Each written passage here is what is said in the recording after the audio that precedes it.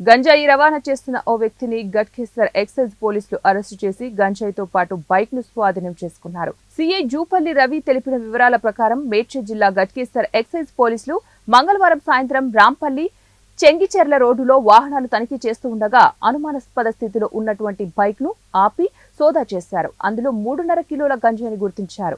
వరంగల్ జిల్లా నర్సింహులుపేట దుబ్బతాండలకు చెందినటువంటి జటోతూర్ రమేష్ మేడ్చల్ జిల్లా కీసర మండలం రాంపల్లిలో ఉంటున్నాడు. ఇతడు గతంలో ఆటో నడుపుతూ జీవనం సాగిస్తూ ఉండేవాడు.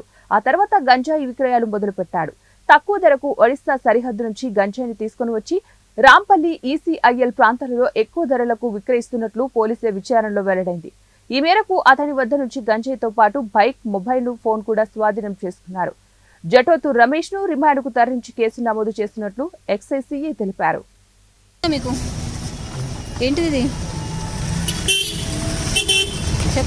చెప్పాలి.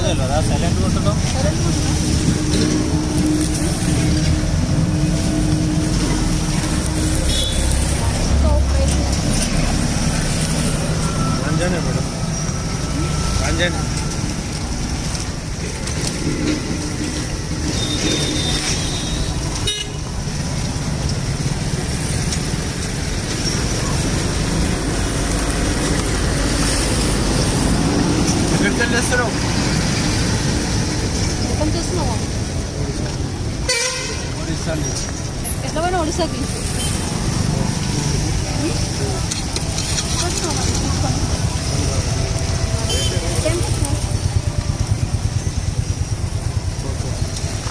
ఇక్కడ ఎడిగిపోతున్నావు.